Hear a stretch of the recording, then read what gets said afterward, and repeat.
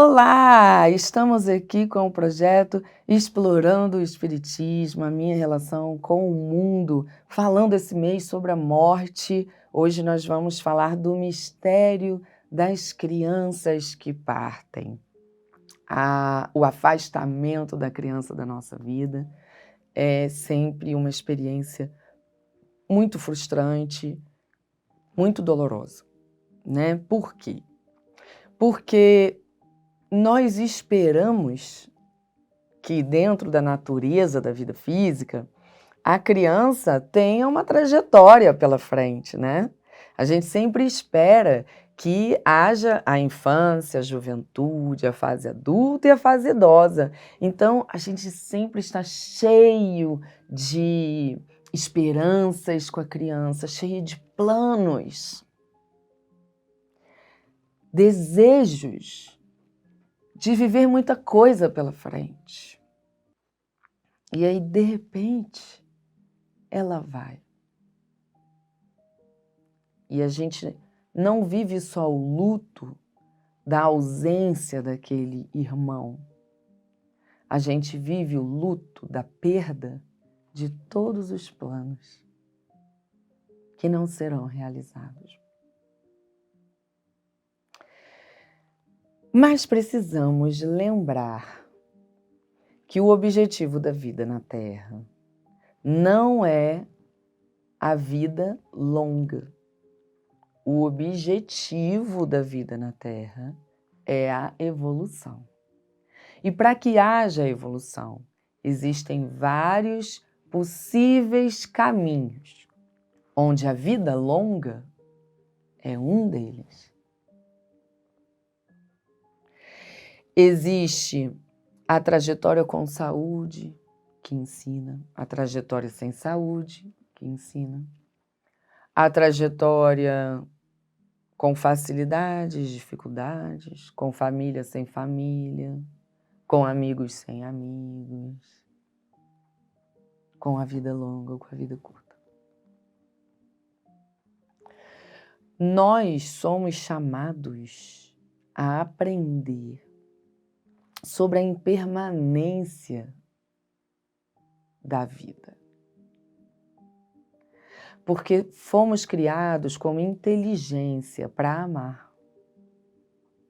O que é amar? É servir. É agir na benevolência, né? Nós chegaremos lá. Hoje a gente não consegue ser o amor em ação, porque nós temos nossos equívocos, nossas ignorâncias, a gente ainda não domina a lei de amor, a gente tem orgulho aqui, tem egoísmo ali, então a gente não consegue ainda ser esse amor integral, mas seremos, como Jesus nos exemplificou, seremos, ok? Depois de algumas diversas encarnações, nós alcançaremos essa maturidade moral e viveremos esse amor integral.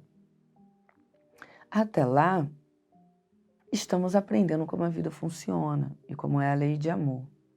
E um dos aprendizados é isso mesmo, é a impermanência. Porque como nós fomos criados para servir, não há dependências. Temos a nossa individuação. Nós fomos criados para agirmos no amor com liberdade. Então, ora eu vou ter que servir aqui, ora eu vou ter que servir ali.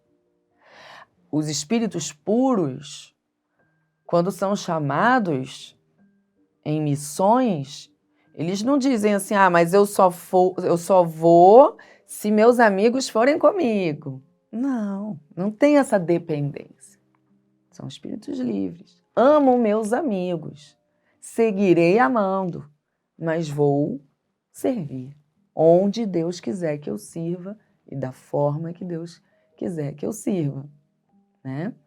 As pessoas que vêm para a nossa vida física são escolhidas pela espiritualidade para virem provocar em nós o amadurecimento de que precisamos. E nós fomos escolhidos para também estar na vida dessas pessoas, para provocarmos nelas os amadurecimentos de que elas necessitam. E como é que isso é provocado? Na convivência. a sua característica, a sua personalidade me provoca reflexões. E a minha personalidade te provoca reflexões. E assim nós vamos tendo os nossos conceitos, os nossos valores mexidos e amadurecidos. E pela boa convivência ou pela resolução dos conflitos e das problemáticas, nós vamos exercitando novas condutas e vamos nos transformando.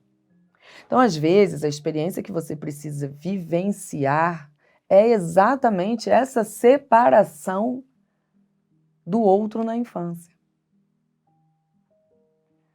Essa dor, esse luto, é abrir mão de planos, não vai ser do seu jeito, não vai ser do jeito que você idealizou, né? Aceitar a separação no momento sublime do amor.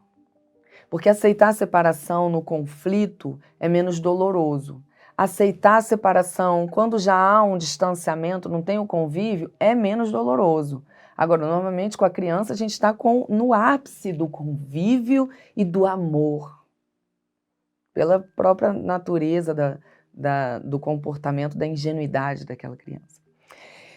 Aí a gente fala assim, poxa, meu anjinho, meu pequenininho, minha pequenininha. Não. É um espírito vivido. É um espírito que tem estradas. Esse espírito encarna num corpo de uma criança justamente pela proposta que a infância nos traz de exercitarmos o amor. Então, aquele corpinho meigo provoca em mim um instinto de cuidar, de zelar. Eu exercito o servir, o amor. E para aquele espírito que está no corpo infantil, a proposta é que ele absorva novas reflexões, novos conhecimentos, porque como ele está num corpo limitado, dependendo dos outros para sobreviver e para se desenvolver, ele é obrigado a adicionar à bagagem dele outros costumes que a família traz, outras crenças que a família traz. Então não é à toa que a gente não reencarna já adulto, né? A gente reencarna nessa roupagem infantil para viabilizar esse desenvolvimento de todas as partes envolvidas. Mas ali é um espírito vivido.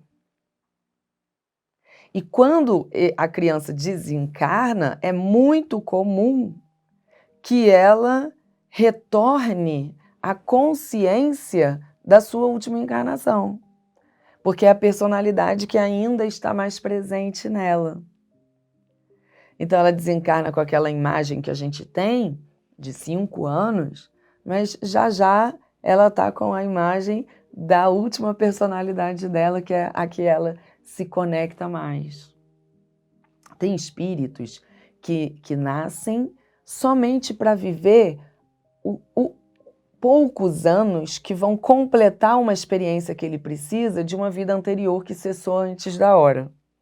Então ele desencarnou antes da hora e aí ele volta e fica mais um tempinho só para aproveitar ali um aprendizado que ele precisa ter. Aí ele desencarna e aí planeja-se uma nova encarnação mais duradoura, por exemplo, né? Então tem a criança que vem para isso, é um espírito que precisa ter esse período. Tem a criança que não precisava encarnar naquela família, não precisava, mas ela tem tanto amor por aquela família, e aí estamos falando de espíritos mais amadurecidos moralmente, que eles se dispõem a vir para ficar pouco tempo e ir embora.